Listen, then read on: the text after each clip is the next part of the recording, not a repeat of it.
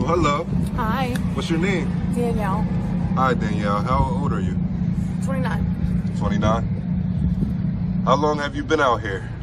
I would say a good 3 years. 3 years? Okay. Where are you from? I'm from Mayfair. Mayfair. Where's that? Philadelphia. Right up there. Okay, right up there. I went to St. Tim's Catholic school for like 7 years. I was born in Bristol, but I moved far away for the last 10 years outside of Harrisburg. I don't know if you guys ever heard of like Shippensburg. Yeah. Okay. So, what led to your addiction out here? I wouldn't even say it was out here.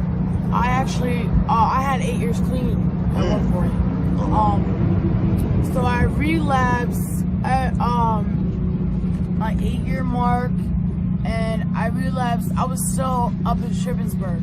Okay. And I was actually a recovery specialist working at a rehab. Okay. Wow. Okay. Yeah. I had my shit together. I was like a really big role model in the community. What started your drug addiction? Like originally for my relapse? Yeah. I would just say like, cause it was cool, like, you know what I mean? Like, it was just what we did as kids, you know? Or teenagers, I should say. What was your first drug? I started smoking cigarettes and smoking weed. So that's what started it. Cigarettes and weed? And then I would say like, remember I talk about this all the time. Remember the DARE program? Yeah. Okay, so back then it was like 5th grade when DARE would come around. What does DARE stand for? Drugs, awareness, resistance. Right, you got that. I'm guessing the last one's education. I'm not sure. Exactly. Yeah. But like it was always like alcohol and tobacco. Right. And maybe weed or marijuana was thrown in there a little bit. Right. But like at the time, addiction was never like a thing, you know? Right. So I think I was like started smoking cigarettes around that age. But I graduated in 2011. And I broke my foot really bad after my graduation. I had a plate and like screws put in it. At this time, I was just smoking weed, you know. Right. I had plans to go to college and whatever. So what ended up happening is I was prescribed Perk 5s, and it just wasn't. I stopped taking them one day, and I felt like shit. And I knew what it was at that point, and I was withdrawing, you know.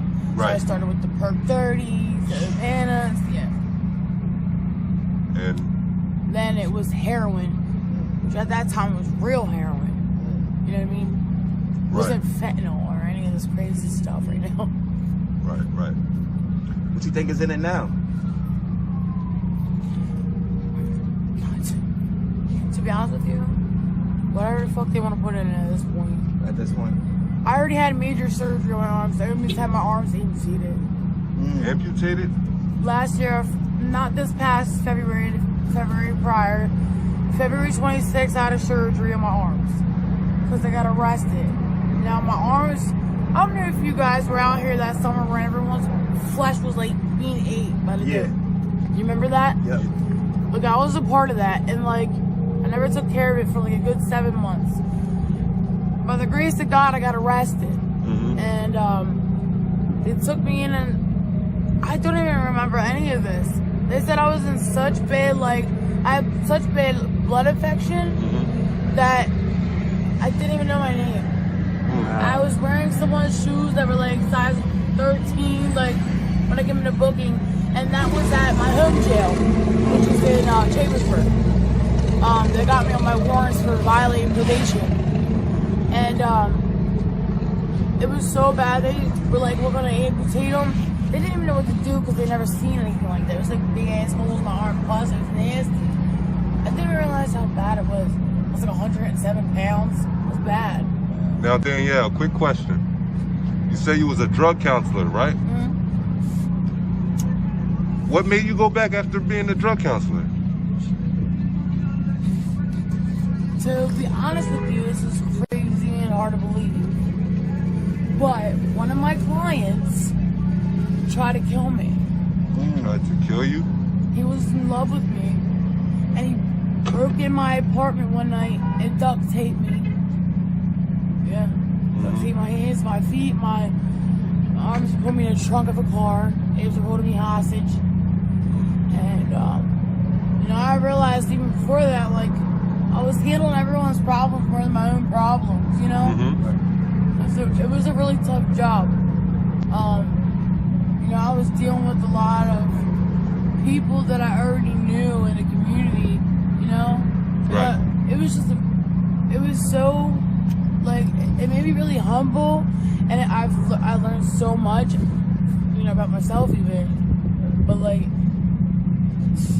I guess even 8 years, being 8 years clean, like, I still had stuff to work on that I didn't even know, you know? So after getting kidnapped, you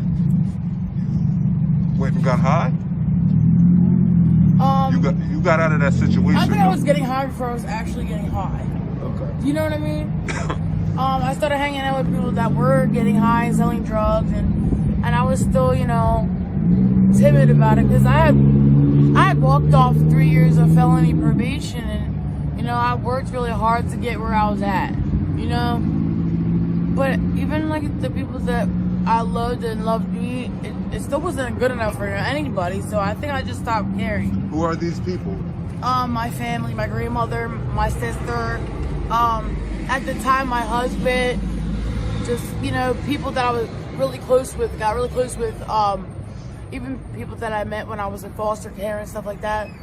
I had a lot of support, but like it's just like people still was calling me a drug addict, and I was literally as sober as you could get, and to the point where I was literally applying everything that I possibly learned in treatment to my life, and as a mother, because I have 3 boys, and it was just, I don't think that I was genuinely happy, and I don't think that I was fully applying myself to working on myself at the time, you know what I mean?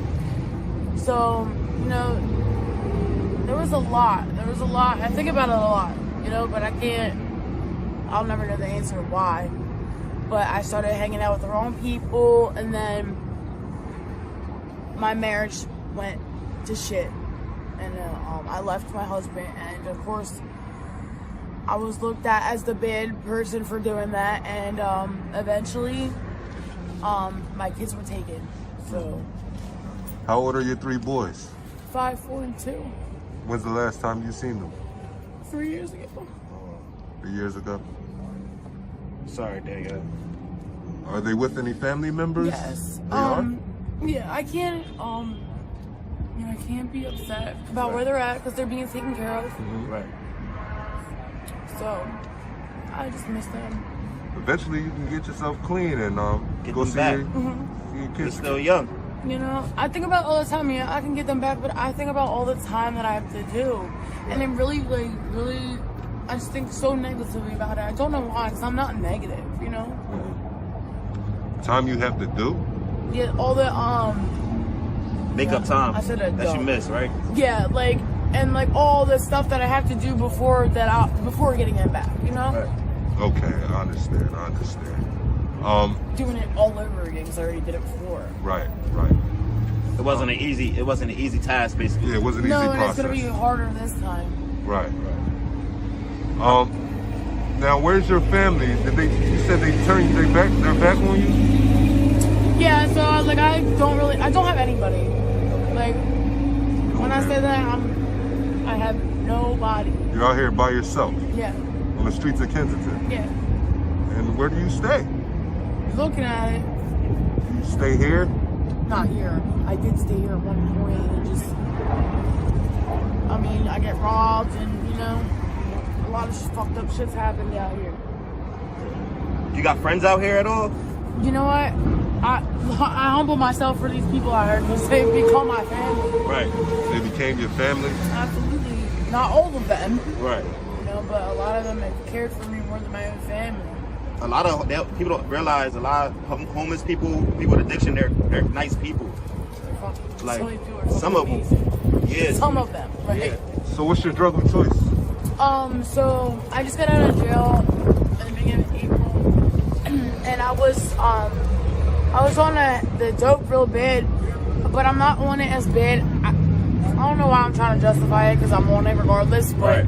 it's not as bad as it was, and I'm not like, I just started shooting it again like 2 days ago, but I was just smoking it. But I overdosed twice when I got out of jail, and I smoke a lot of crack at this point. Smoke crack. Yeah. And how do you get money to afford these drugs? I just started prostituting. Prostituting? How much do you make? I probably make almost like up to $500 a day. $500 a day? Yeah. Yeah. Wow. How much you spend on your habit a day? I would say like at least $300-400. Is that But- the crack alone or? I would say the crack alone is like a good 300. Okay. I only need like 1 or 2 bags a day right now for Right. dope. Right. But What was your hobbies before the addiction? to be honest with you, I can't even say it. That's a tough question. Yeah. You know, that's a really tough question, but I really enjoyed being a mother, and I enjoyed like being like an entertainer, you know what I mean? Like Yeah. going out, going for a walk and being outside, just, you know, I used to make jewelry, like I used to do a lot of things. Favorite color? Right. Gray? Yeah. Is there a meaning to it? No, I just like it. You just like gray? Okay. Yeah. I see you have a phone. Yo, I just got that today, so we'll see how long it lasts. You just got it today?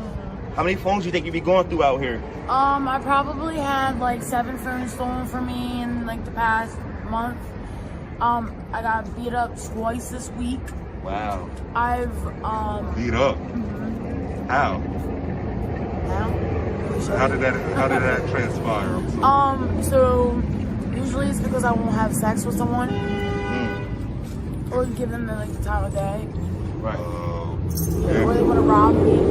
Was this one of your customers? No. Actually, it's like usually like it's somebody on another like platform off the L, like not around here, that I've never seen before. You know. Wow. I've gone through 7 backpacks and about 4 bags of clothes this week. This week?